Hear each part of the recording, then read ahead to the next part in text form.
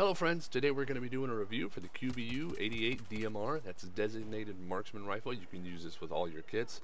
And I'm not going to go over a whole lot of some of the problems that I'm seeing with this gun because I think they are more or less related directly to the game.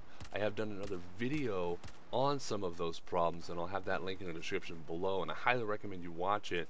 And it will probably actually end up discouraging you from using the DMRs, but let's assume that the DMR is working correctly in this video and we'll review it along those lines. Okay, with a max damage of 40 and a minimum damage of 28, that makes it a 4-shot kill even if they're using a defensive perk or you're shooting them in basically the toes. Okay, obviously you got to get those bullets in relatively close time because with a med pack they'll heal up and it will take one extra bullet, but that's actually pretty solid.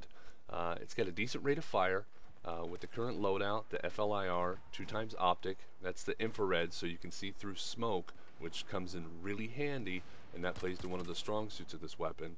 Green laser sight, not just because it's pretty, but because it actually benefits this gun tremendously at those closer ranges. The muzzle brake and the ergo grip.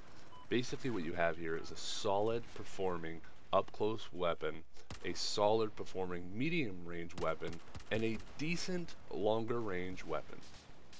Okay, so you will lose to shotguns up close, you will lose to the AAKs, to the FAMASs, and that's because they are exceptional at those close range engagements, and they should be. That's their strong suit and that's what they're intended for. So how do we want to play the QBU-88? First of all, you want to be, as I've said before, you know, there's front of the pack, middle of the pack, and back of the pack. Well, the QBU is definitely going to fit in middle of the pack. Maybe even slightly closer to the front. You want to be aggressive. You do want to play those objectives, but you definitely don't want to be getting yourself directly in the enemy's face. If you find yourself there, do not ADS, particularly with this loadout.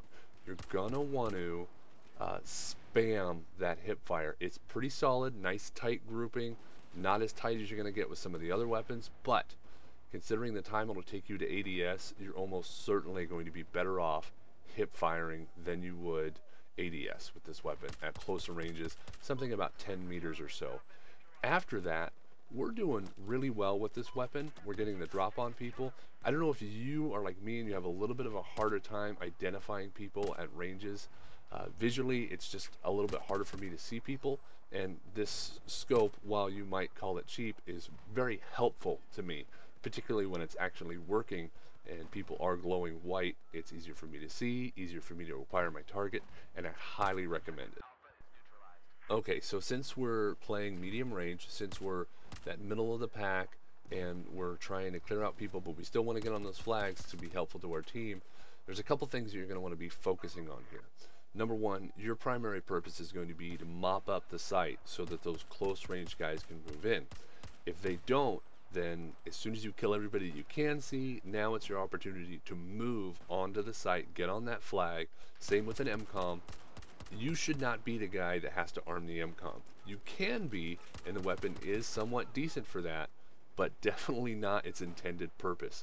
Those medium range engagements are where you're going to excel. You're going to be very effective at supporting your team so they can help with you to get those flags, to get those MCOMs, to get those points, because you can really put people down effectively at medium range. Longer ranges becomes a little bit more difficult.